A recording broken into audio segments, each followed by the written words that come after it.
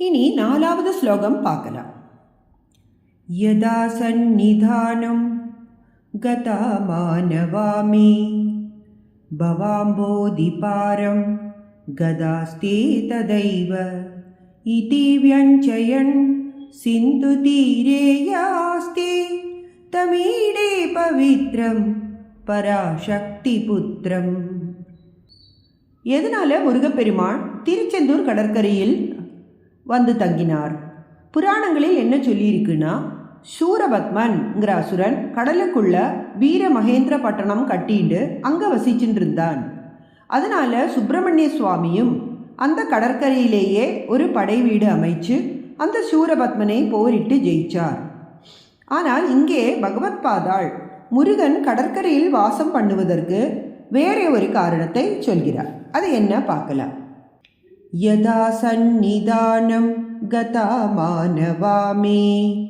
யதா எப்பொழுது, மானவா அப்படின்னா மனுஷியாள், மே சந்நிதானம் கதாக என்னுடைய இந்த சந்நிதியை வந்தடைகிறார்களோ, பவாம் போதிபாரம் கதாஸ்தே ததைவ தே அந்த மனிதர்கள், ததாயேவ அப்பொழுதே, பவாம்போதி பாரம் கதாக அவர்கள், பவாம்போதி என்றால் சம்சார கடல், அதனுடைய பாரம் கதாக அக்கறையை அடைந்தவர்கள் ஆவார்கள். எப்போ முருகனுடைய சந்நிதிக்கு வந்து அடைகிறார்களோ அப்போதே அந்த சம்சார கடலை தாண்டி விடுவார்கள். இதி வியஞ்சயன் இப்படி சூசகம் செய்கிற மாதிரி, சிந்து தீரே யாஸ்தே சிந்து தீரே இந்த கடற்கரையில், யஹ ஆஸ்தே எந்த பகவான் இருக்கிறாரோ, தமிடே பவித்ரம் பராசக்தி புத்திரம் பவித்ரம் பவித்திரமானவரும், பராசக்தி புத்திரம் பராசக்தியின் புத்திரருமான அவரை, அந்த சுப்பிரமணியரை, ஈடே நான் ஸ்தோத்திரம் பண்ணுகிறேன். அதாவது திருச்செந்தூர் வந்து தரிசனம் பண்ணின உடனேயே பிறப்பு இறப்பு கொண்ட இந்த சம்சாரத்தில் இருந்து அவர்களை நான் கரை சேர்ப்பேன். யாரெல்லாம் திருச்செந்தூரில் வந்து தரிசனம் பண்ணுகிறார்களோ அவளெல்லாம் முக்தி அடைஞ்சுடுவா அப்படின்னு சொல்ற மாதிரி இப்படி நமக்கு காண்பிப்பதற்காகவே திருச்செந்தூரில் கடற்கரையில் குடியிருக்கும் அந்த பவித்திரமானவரும் பராசக்தியின் புத்திரருமான சுப்பிரமணியரை நான் ஸ்துதிக்கிறேன் என்கிறார் ஆதிசங்கரர். இனி 5வது ஸ்லோகம் பார்க்கலாம். யதாப்தே ஸ்தரங்கா லயம் யாந்தி துங்காஹ ததைவா பதசன்னிதௌ சேவதாமே இதி ஓர்மி பங்க்தி நிருணாம் தர்ஷயந்தம் சதா பாவயே ஹிருத் சரோஜே குஹம் தம். அப்போ 4வது ஸ்லோகத்தில் கடலை காண்பித்து சொன்னார், இங்கு வரும் பக்தர்களை நான் சம்சார கடலை தாண்ட வைப்பேன். இப்போ இந்த 5வது ஸ்லோகத்தில் கடல் அலைகளை காண்பித்து சொல்கிறார். திருச்செந்தூர் முருக தரிசனத்தினால சகல வியாதிகளும், அதாவது உடல் மனோ வியாதிகள் எல்லாமே போயிடும் அப்படின்னு சொல்கிறார். அப்போ அர்த்தம் பார்க்கலாம். யதாப்தே ஸ்தரங்கா லயம் யாந்தி துங்காஹ. யதா எப்படி, அப்தே ஸ்தரங்காக அப்தினா கடல், தரங்கான அலைகள், அப்போ கடல் அலைகள், துங்காக என்றால் பெரிய, எப்படி பெரிய அலைகள் கடற்கரைக்கு வந்த உடனே லயம் யாந்தி லயம் அடைகிறதோ, அதாவது அலைகள் கடற்கரைக்கு வந்த உடனே அடங்கி கரையில் ஒதுங்கி விடுகிறது, அதைத்தான் இங்கே சொல்கிறார்கள். ததைவா பத சந்நிதௌ சேவதாமி. ததைவ அதே போல, ததா ஏவ ஆபதக ஆபதக என்றால் ஆபத்துகள், சந்நிதௌ லயம் யாந்தி என்னுடைய சந்நிதியில் லயம் அடைந்துவிடும்.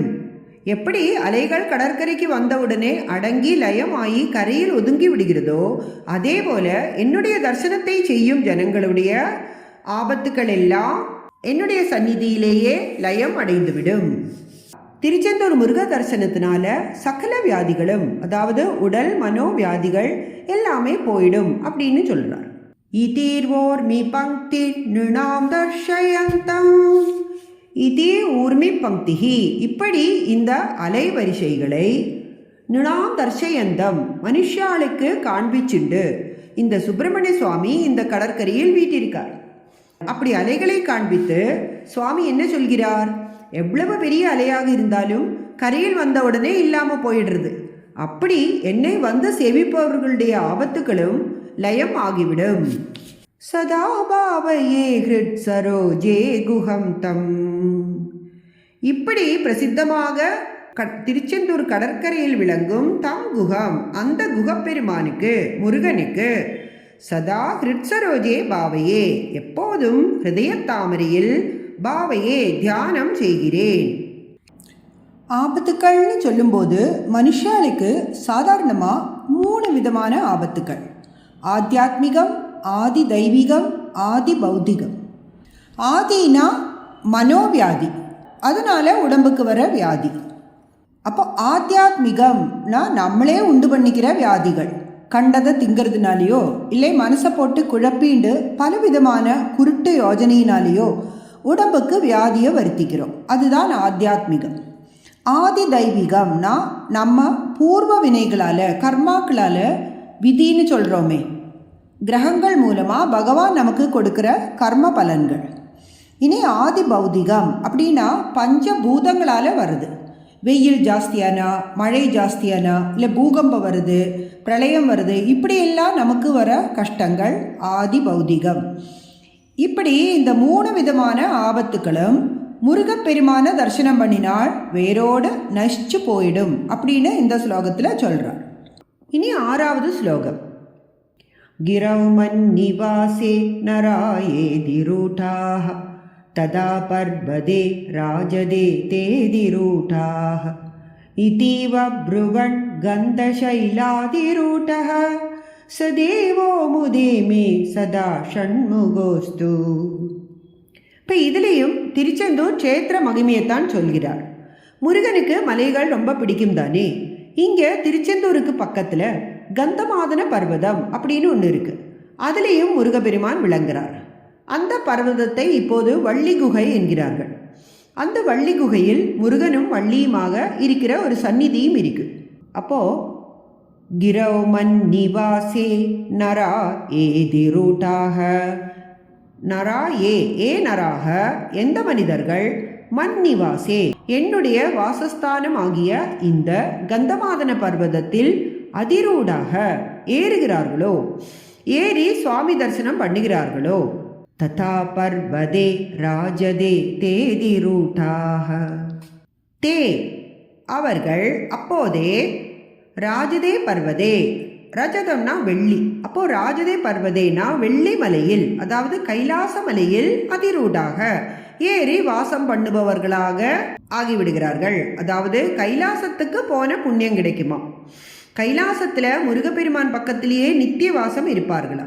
இதீவ ப்ருவன் கந்தசைலாதிரூடஹ, இதே ப்ருவன் இவ, இப்படி சொல்கிறா போல, கந்தசைலாதிரூடக கந்தமாதன பர்வதத்தில் இருக்கும், சதேவோ முதே மே சதா ஷண்முகோஸ்து, ஷண்முக தேவக அந்த கந்தசைலத்தில் இருக்கும் 6 முகம் கொண்ட தெய்வம், அவர்தான் ஷண்முகர். சக சதா முதே மே அஸ்து, அவர் எனக்கு எப்பவும் சந்தோஷத்தை கொடுக்கட்டும். அப்போ இதில் ஷண்முகன்கிறதுக்கு ஒரு விளக்கம் தேவை. ஷண்முகனா 6 முகங்கள் கொண்ட முருகப்பெருமான். அப்படி 6 முகங்களால் 6 பேருக்கு ஷடாட்சரி மந்திரத்தை உபதேசம் பண்ணினாராம். அப்படி யாருக்கெல்லாம் பண்ணினார்? சனத்குமாரன், நாரத மகர்ஷி, அகஸ்தியர், பிரம்மா, தேவேந்திரன், சரஸ்வதி தேவி, இந்த 6 பேருக்கும் ஒரே காலத்தில் ஷடாட்சரி மந்திரத்தை உபதேசம் பண்ணுவதற்காக 6 முகத்தை கொண்டார் அப்படின்னு சொல்கிறார்கள். அப்போ இந்த ஷடாட்சரி மந்திரம் எது? சரவண பவ, இதுதான் ஷடாட்சரி மந்திரம். அப்போ இதில் ஒவ்வொரு லெட்டருக்கும் ஒவ்வொரு பலம். ஷகாரத்தால லக்ஷ்மி, ரகாரத்தால வித்யா, வகாரத்தால போகம் மோட்சம், நகாரத்தால சத்ரு சம்ஹாரம், பகாரத்தால மிருத்யுவை ஜெயிப்பது, 6வது வகாரத்தால நோயற்ற வாழ்வு. அப்படியே இந்த மந்திரத்தை சொல்வதால் இந்த 6மே கிடைக்கும். இப்படி எல்லாமே கிடைத்தால் எப்பவுமே சந்தோஷம்தானே. அதனால அந்த ஷண்முக கடவுள் எனக்கு எப்பவுமே சந்தோஷத்தை அளிக்கட்டும் அப்படின்னு பிரார்த்தனை பண்றார் ஆச்சாரியார். நாமும் இந்த புஜங்கத்தை படிப்பது, ஷடாட்சரி மந்திரத்தை ஜபிப்பது, திருச்செந்தூரில் இருக்கும் முருகனை மானசீகமாகவோ நேரிலே போய் பார்த்தோ பிரார்த்தனை பண்ணி எப்போதும் சந்தோஷத்தை அடைவோமாக. இனி 7வது ஸ்லோகம் பார்க்கலாம். மகாம்போதி தீரே மகாபாபச்சோரே முனீந்திரானுகூலே சுகந்தாக்கிய சைலே குஹாயாம் வசந்தம் ஸ்வபாசாலசந்தம் ஜனாட்டீம் ஹரந்தம் ஷயாமோ குஹம் தம். மகாம்போதி தீரே, மகா அம்போதி தீரே, அம்போதினா கடல், மகாபோதினா பெரிய கடல், தீரே அதன் கரையில் இருப்பவரும். அடுத்தது மகா பாபச்சோரே, மகா பாபங்களையும் சோரே திருடி விடுபவரும்.